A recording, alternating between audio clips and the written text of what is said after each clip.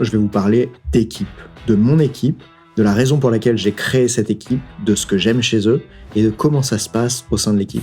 Je vais commencer par Fred parce que c'est lui qui est là depuis le plus longtemps et il y a quelque chose qui m'a fait intégrer Fred dans l'équipe avant de devenir coach chez Ready to Rock. Fred, il a d'abord été client et ça m'a permis quelque chose d'assez extraordinaire, c'est que j'ai pu le voir à côté des autres membres et voir l'avance qu'il avait dans le domaine du coaching, puisqu'il avait déjà suivi d'autres formations auparavant.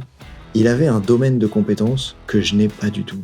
Une chose que j'aimerais que les gens voient à propos de la préparation mentale, c'est que souvent on peut l'assimiler à quelque chose de très cognitif, à quelque chose de très dans la tête, alors qu'en fait le mental est en lien extrêmement étroit avec le corps, et du coup d'avoir quelqu'un qui est capable de connecter aux émotions de cette façon-là, d'être aussi ouvert que ce que Fred peut l'être, c'est exactement ce dont on a besoin.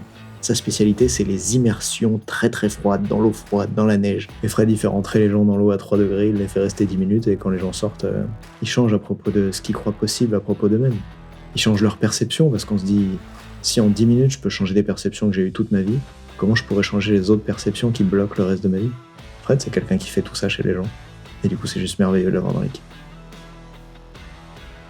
Passons maintenant à Théo. Il était client du programme Audace et Résilience Coach, qui existe toujours au moment où j'enregistre cet épisode.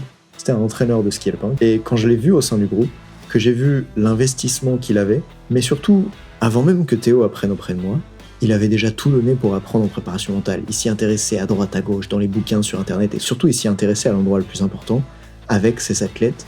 Théo, pour moi, c'est cette personne qui, lui, est toujours au contact du terrain tous les jours, toutes les semaines, qui va être confronté au défi de ce que c'est que d'être entraîneur. C'est-à-dire que quand t'es entraîneur, t'as pas juste le mental de tes athlètes à entraîner, t'as aussi tous les autres aspects. Je trouve qu'il est particulièrement malin et d'une implication sans faille. C'est aussi formidable de voir qu'il est capable d'une certaine manière de respecter la méthode, d'appliquer les fondamentaux. Donc pour moi, c'est vraiment génial de savoir ça chez Théo, qu'il est capable de transmettre aux entraîneurs de façon rigoureuse une structure, une méthode qui marche, et en même temps de leur laisser toute la liberté pour qu'ils développent leur propre méthode à eux, pour eux, dans leur sport, dans leur discipline, de manière unique. Et l'équilibre entre les deux est juste génial, et pour ça, bravo Théo. Dans l'équipe, il y a aussi Rémi, et les coachs mentaux pour les sportifs au sein de l'équipe. Rémi, ce que j'aime chez lui, c'est que, en plus d'avoir été au début mon étudiant en STAPS, c'est comme ça qu'on s'est connus, Rémi, la particularité en plus, c'est que je l'ai accompagné lors de coaching individuel, et tout ça, c'était bien avant qu'on ait décidé qu'un jour il intégrait l'équipe. Et au final, au fur et à mesure d'avoir coaché ce gars-là, je me suis dit, tiens, il y a quelque chose chez lui qui m'intéresse vraiment.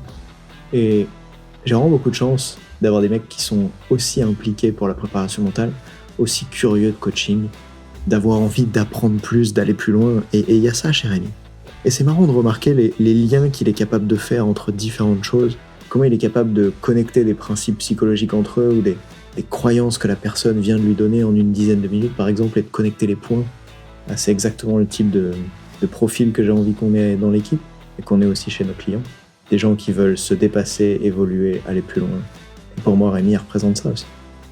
Dans l'équipe de coach, on a aussi Hélène. Mais Hélène, elle a un rôle particulier, c'est-à-dire que elle coach les gens à prendre la décision de se lancer, à se former. J'ai absolument voulu qu'elle intègre l'équipe pour faire ce qu'elle fait aujourd'hui, pour une raison.